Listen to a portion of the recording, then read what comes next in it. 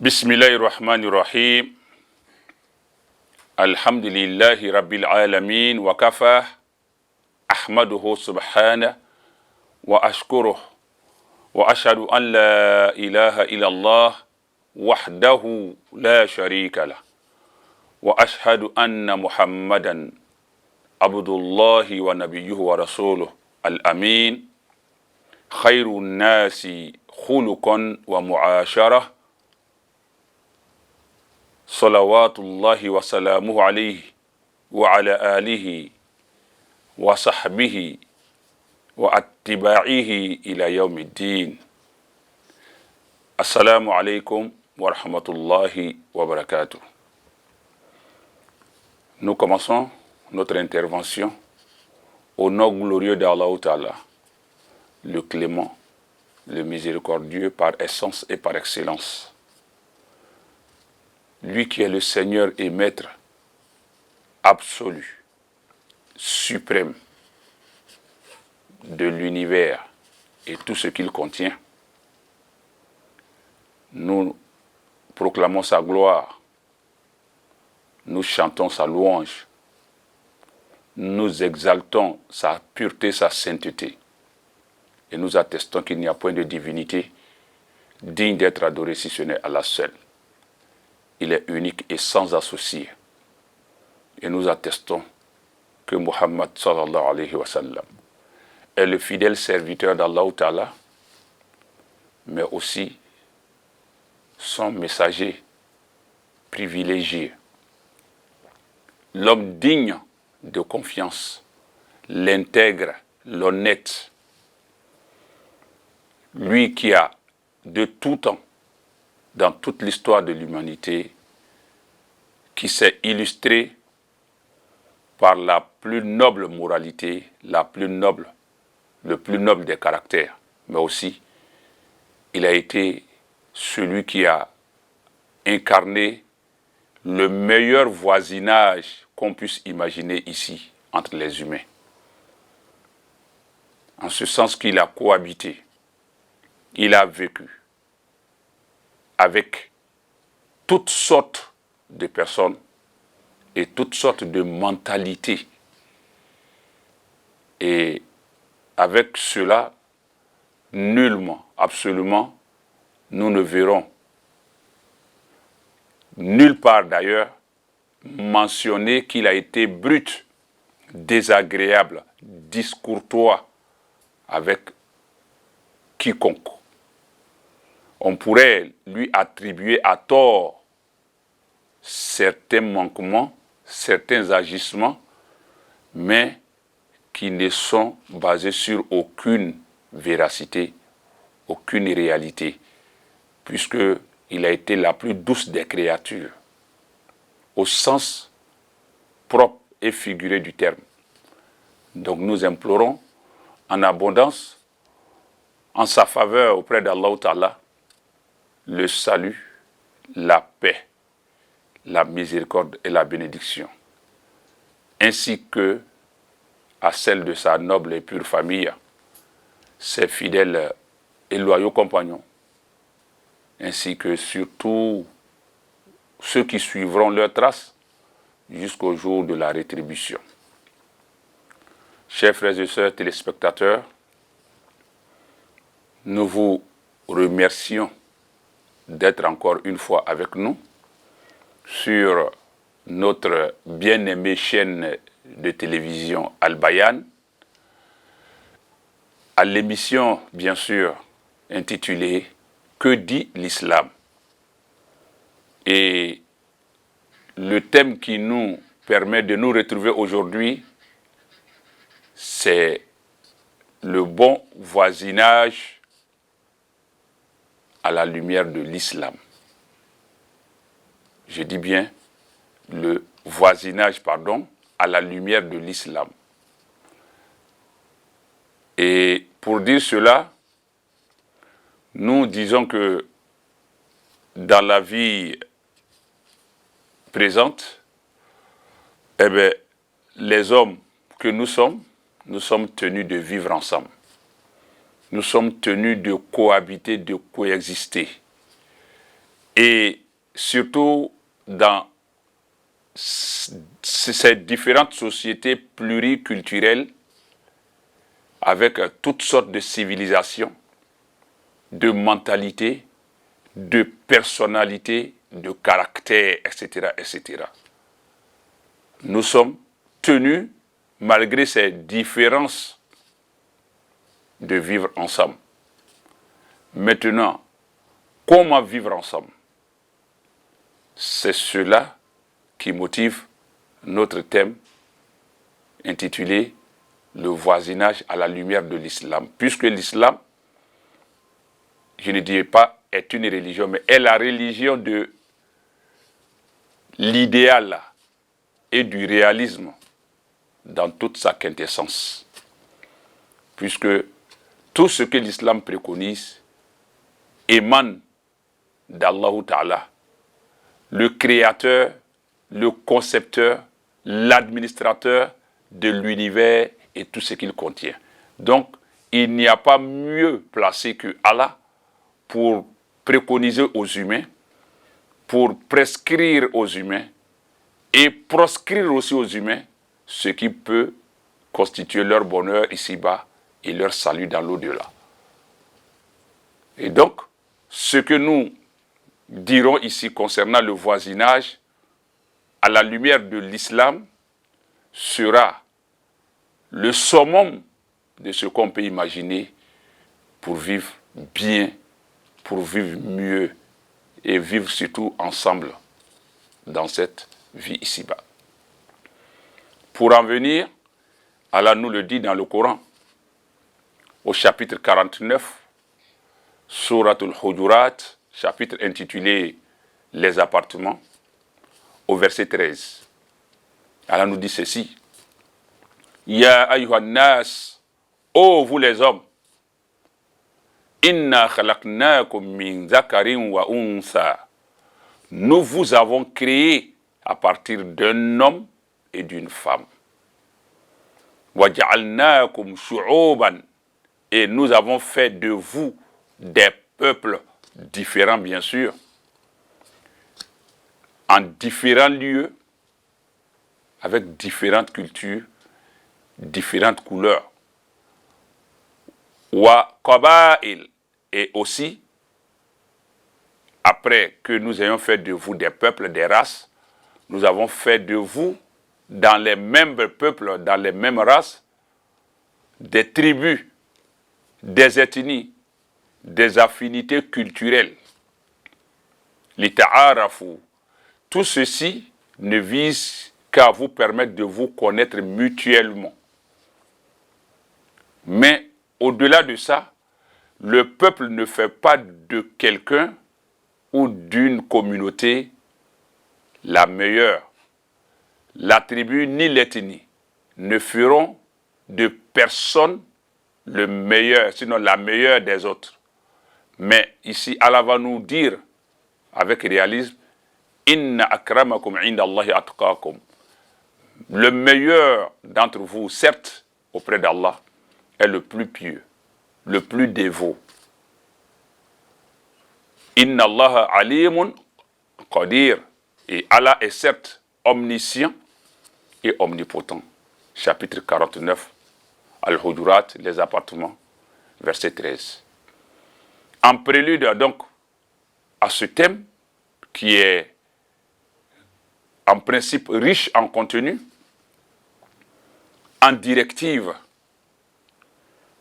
et aussi pourquoi pas en orientation diverses, nous disons ici que Allah a planté le décor à travers ce verset pour nous enseigner le fait que notre différence d'ethnie, de tribu, de race et même d'autres considérations ne sont que des moyens de richesse des moyens de nous permettre de nous distinguer les uns des autres et non que nous puissions nous appuyer nous-mêmes sur ces considérations pour nous auto-élever au-dessus des autres. Puisque c'est la crainte, la piété qui fera la différence entre les hommes. Mais auprès d'Allah, c'est à Allah de faire cette classification, ce classement-là. Il ne revient pas à nous les humains de nous auto-sanctifier, de nous proclamer meilleurs. Allah a fait tout ceci. Il a terminé le verset par « Inna Allah alimun ». Allah a fait tout ceci en connaissance de cause, puisqu'il est l'omniscient. Il détient la science dans toute son intégralité, la science infuse et au-delà de la science infuse. Wa Qadir, alimun Qadir, et Allah est omnipotent. Il aurait pu faire de nous une seule communauté, une seule nation, comme il le dit ailleurs dans le Coran, sans aucune possibilité de nous distinguer les uns des autres. Ça nous aurait rendu la vie plus difficile encore, puisque si nous sommes identiques, nous sommes semblables, comment faire la distinction entre nous, entre soi et son prochain, entre sa progéniture? Le monde serait alors livré à une certaine anarchie, à un chaos, à un désordre. Donc Allah a bien ordonné le monde, il l'a bien organisé. Et c'est en nous appuyant donc sur ce verset que nous disons que, étant donné donc que nous sommes condamnés à vivre ensemble, nous sommes obligés de nous côtoyer les uns les autres, que faire si nous ne pouvons pas nous démarquer de cela? L'islam a donc établi des codes de conduite, des règles de cohabitation ou de voisinage pour rendre agréable, bien sûr, la vie et rendre la société paisible.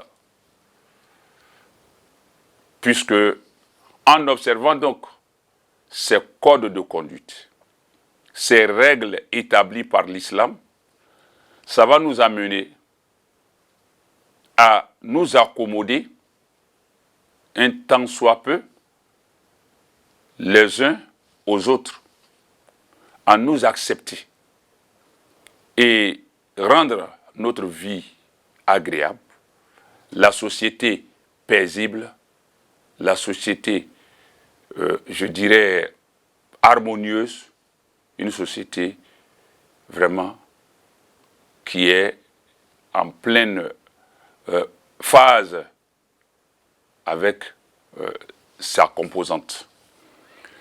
Et en cela, nous allons, dans notre cheminement, avoir à établir le droit du musulman sur son frère musulman. Nous aurons aussi le droit du proche sur son proche, le droit du voisin sur le voisin. C'est-à-dire l'islam a établi un code de conduite à tous les niveaux relationnels de notre vie. Je vous le rappelle, puisque le rappel, il est utile, que nous sommes à l'émission Que dit l'islam sur la chaîne de télévision Al-Bayan,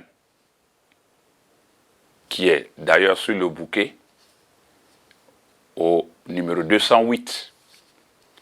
Et le thème que nous sommes en train de développer ici, c'est le voisinage à la lumière de l'islam. Et donc, cela nous amène inévitablement à distinguer les types de voisinage, sinon les types de voisins. Nous devrons déterminer d'abord les types de voisins. Et dans cette démarche, Allah nous dit dans le Coran, au chapitre 4, Surat An-Nisa, les femmes, au verset 36, Allah nous dit « Wa'budullah Adorez Allah. Wala tushriku bihi shay'a.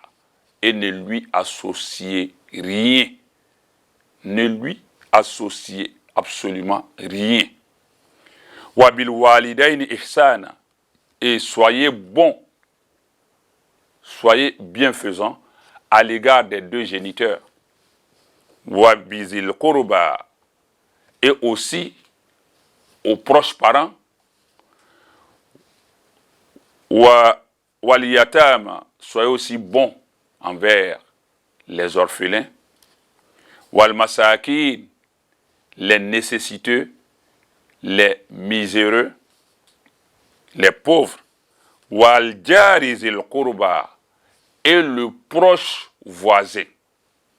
Wal jari al junub, et aussi le voisin lointain. Wa sahibi bil jamb, et le compagnon de côté, le compagnon d'à côté. Chapitre 4, les femmes, verset 46. Pour dire combien l'islam préconise la bonté, le bon vivre, le vivre utile au-delà du vivre ensemble. L'islam préconise le vivre utile. Pour dire que le musulman, où qu'il soit, il se rend aimable, agréable et même tolérant, indulgent. Et Allah a fait une succession de recommandations en commençant par lui-même son adoration absolue, sans lui associer quoi d'autre. Et après son adoration, il a invoqué la bonté, la bienveillance, la bienfaisance à l'égard des deux géniteurs. Et il va élargir cet état d'esprit aux proches parents, aux orphelins, aux nécessiteux, aux pauvres et aux voisins proches et voisins lointains, ainsi que partout où nous nous retrouverons en compagnie du tierce personne, de nous illustrer par la bonté. Maintenant, ce verset, il va être interprété de diverses manières par les savants.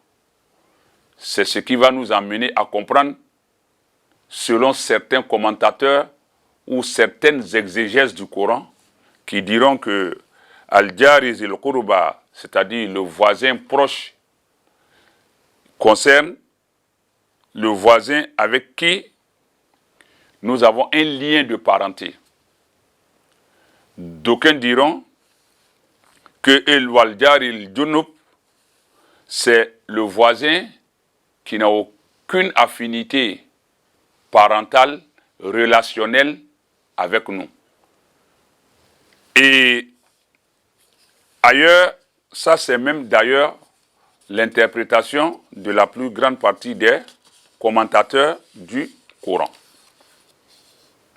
Pour dire que Waljari zil Qurba, le proche voisin, c'est celui qui a un lien, une affinité avec nous.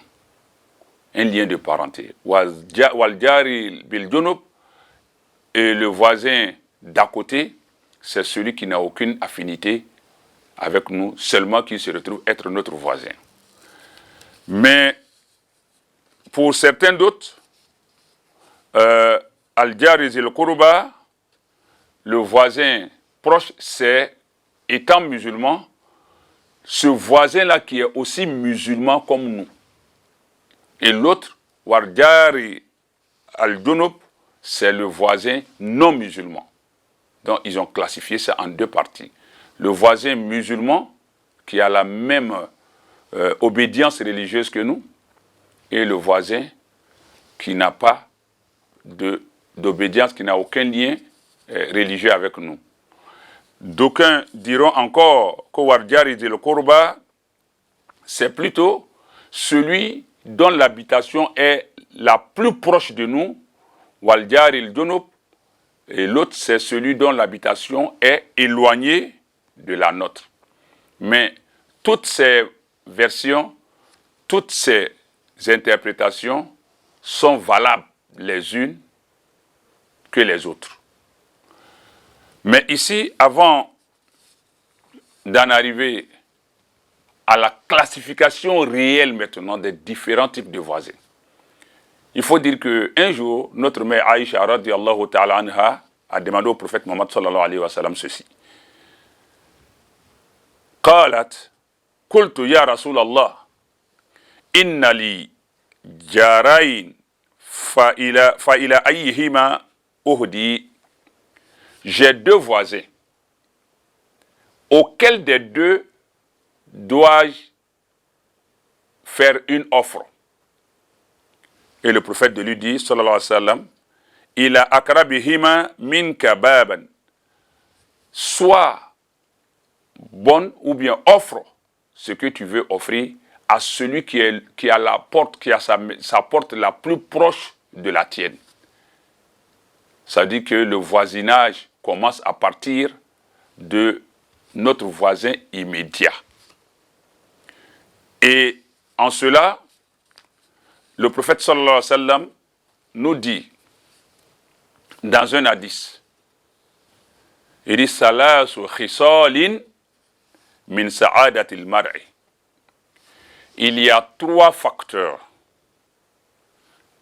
qui font partie du bonheur, du bien, du confort de l'individu. Trois éléments constituent le bien, la joie, la gaieté, le confort de l'individu.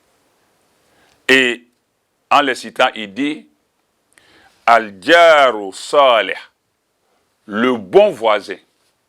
Le bon voisin. Wal Markabul Hani, la monture confortable, la monture douce. Wal Maskanul Wasi', et la demeure vaste, l'habitation spacieuse. Cela a mené les Arabes à dire dans un adage Ikhtaril jar qabla dar. Choisis ton voisin avant de choisir la maison que tu vas habiter. Ils le disent de façon résumée même. Al-jar qabla dar. Le voisin d'abord, ensuite la maison, ensuite la demeure. Cela voudra dire que lorsque nous voulons habiter un endroit, réalisons d'abord, faisons la prospection, les enquêtes pour nous informer de avec qui nous allons vivre, avec qui nous allons cohabiter pour pouvoir choisir la maison. Il ne faut pas tout de suite se focaliser sur la maison parce qu'elle est bonne. On peut se retrouver dans un environnement où nous avons une propriété large, spacieuse, confortable, mais quand le voisinage est désagréable, la maison devient étroite. Mais quand on est dans une maison, fût-elle une cage, fût-elle étroite, exiguë, mais quand le voisinage est agréable, on se sent dans un palace. C'est pourquoi le prophète sallallahu alayhi wa sallam a dit que les trois éléments là sont très importants, sont très déterminants dans la joie de vivre de l'individu. Le bon voisin. Le premier élément qu'il a cité, Al-Jaru Salih, le bon voisin. Et le second élément, Al-Markabul Hani, la bonne monture, la monture agréable. Et le dernier élément, Al-Maskanul Wasi', la demeure vaste, l'habitation spacieuse. Pour dire qu'en islam, il n'est pas interdit d'avoir une maison vaste. Au contraire, avoir une villa n'est pas interdit. Mais seulement, l'islam met des balises pour éviter le gaspillage, pour éviter l'extravagance dans nos manières de faire. L'islam met des balises. Nous y viendrons, Inch'Allah ta'ala, plus tard. Mais pour dire, chers frères et sœurs en islam, que le voisinage est très important, il faut en tenir compte. Parce que y veiller participera de notre salut. Oui, le voisinage peut à la fois contribuer à nous permettre d'avoir le salut après la mort, comme ça peut compromettre même nos actes d'adoration. Nous y viendrons, Inch'Allah, avec des hadiths pour conforter ce que nous dirons. Mais retenez que, Inch'Allah ta'ala, nous étions avec vous sur la chaîne de télévision Al-Bayan à l'émission intitulée « Que dit l'islam ?» et le thème qui nous réunissait aujourd'hui, sinon qui nous réunit aujourd'hui, que nous venons de commencer avec vous, c'est le voisinage à la lumière de l'islam. Et donc, nous vous disons merci pour avoir renoué avec nous, pour avoir pris un nouveau rendez-vous, pour un nouveau thème, qu'Allah facilite la suite. Et nous vous disons merci et bonne compréhension à nous tous, surtout bonne mise en pratique. Qu'Allah nous aide, qu'il nous permette d'avoir de bons voisins et nous aussi, qu'il nous fasse de nous de bons voisins pour les autres qui viendront vivre avec nous. Assalamu alaikum wa rahmatullahi wa barakatuh.